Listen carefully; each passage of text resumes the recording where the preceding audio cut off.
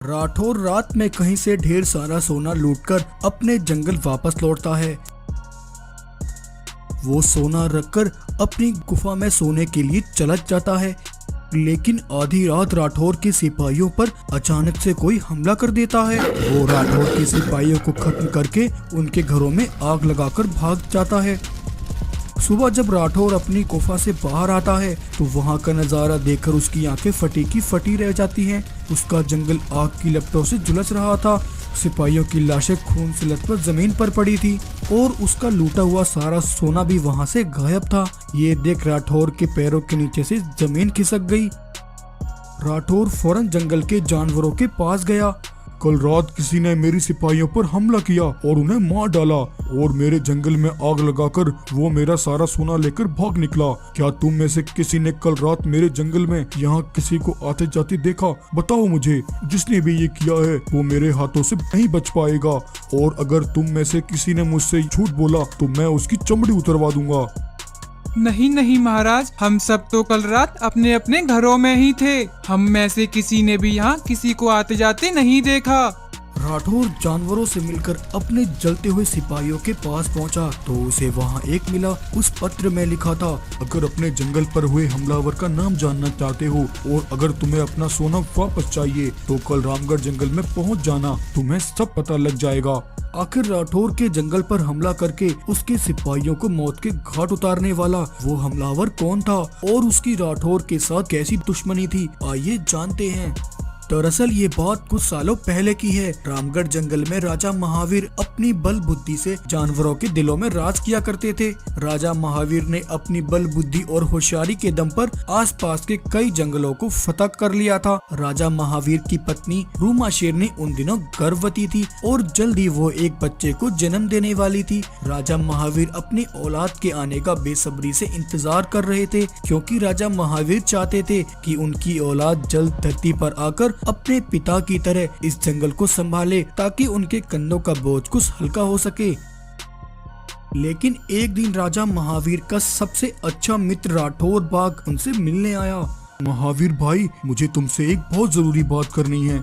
हाँ राठौर भाई, बड़े दिनों बाद दिखाई दिए हो, आओ अंदर चलकर बात करते हैं। महावीर और राठौर दोनों गुफा के अंदर जाते हैं।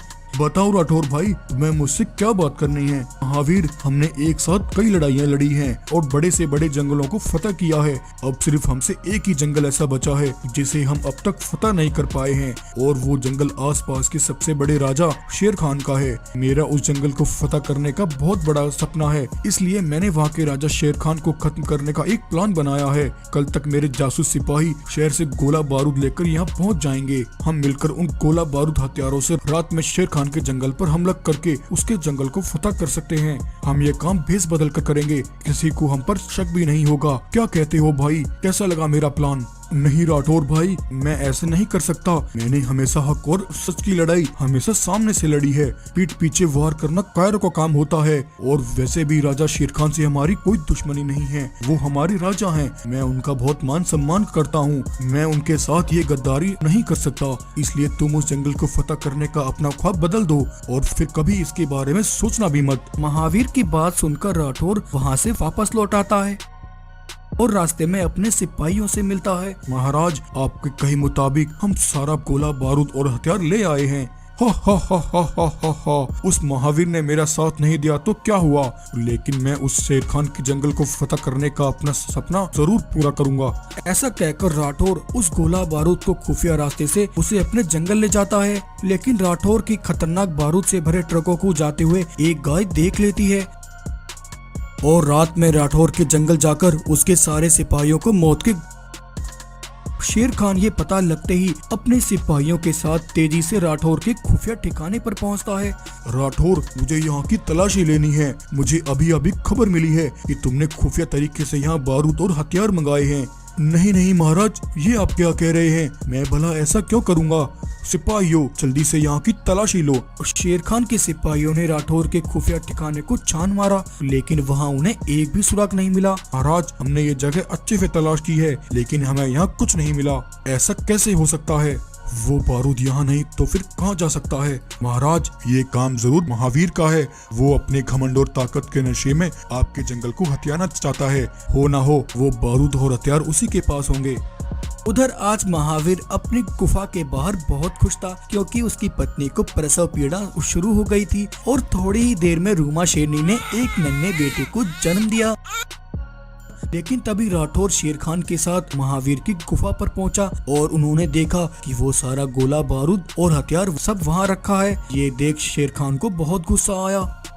महावीर, तुम अपने घमंड और ताकत के नशे में इतने डूब गए कि तुमने मुझे मारने की साजिश की। तुम एक गद्दार हो और केवल तुम ही नहीं बल्कि तुम्हारा पूरा परिवार भी इस गद्दारी में तुम्हारे साथ है। तुम्हें इस गद्दारी की सजा जरूर मिलेगी। लेकिन महाराज, मैंने ऐसा कुछ भी नहीं किया। बकवास बंद करो महावीर, तुम्हारी गद्दारी सबके सामने साबित हो चुकी है। शेर खान ने महावीर की एक न सुनी और उसने महावीर और उसकी पत्नी रूमा के साथ दोनों को सूली पर चढ़ा दिया और वो सारा गोला बारूद अपने कब्जे में ले लिया। ये देख राठौर चैन की सांस लेता है और मनी मन बहुत खुश होता है, क्योंकि बेकसूर महावीर को फंसाने के पीछे राठौर का हाथ था। जब उस गाय ने शेर खान को जंगल में खुफिया बारूद लाने की खबर दी तो उस गाय को शेर खान को ये सब बताते हुए राठौर के एक सिपाही ने देख लिया था और तब राठौर ने अपने सिपाहियों से कहकर वो सारा गोला बारूद महावीर की गुफा पर रखवा दिया। उधर महावीर का बेटा अपने माता पिता की लाश देखकर जोर जोर से रोने लगा। तभी वो गाय वहां आती है। राजा महावीर तो एक सच्चे और नेक प्रिय राजा थे। वो कभी ऐसा नहीं कर सकते। मुझे तो ये एक बहुत बड़ी साजिश लगती है। तब गाय महावीर के बेटे को अपने साथ ले गई और उसने उसे एक जंगल में लाकर अपना दूध पिलाया और तब से वो उसे पालने लगी और उसने बड़े लाड़ प्यार से उसका पालन पोषण किया। कुछ समय में महावीर का वो बेटा जवान हो गया, जिसका नाम गाय ने बगीरा रखा।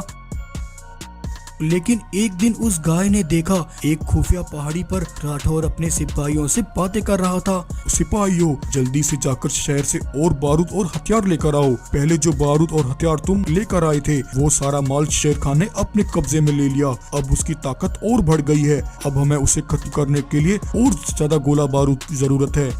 जब गाय ये सुनती है तो वो सब समझ जाती है। मेरा शक सही निकला। इसका मतलब राजा महावीर बेकसूर थे। महाराज शेर खान के साथ गद्दारी करने वाला राठौर बाघ है। तब उसने फौरन जाकर बगीरा को वो सब बता दिया कि वो कौन है और उसके माता पिता के साथ क्या हुआ था। बगीरा ने अब राठौर से अपना बदला लेने की ठान ली थी।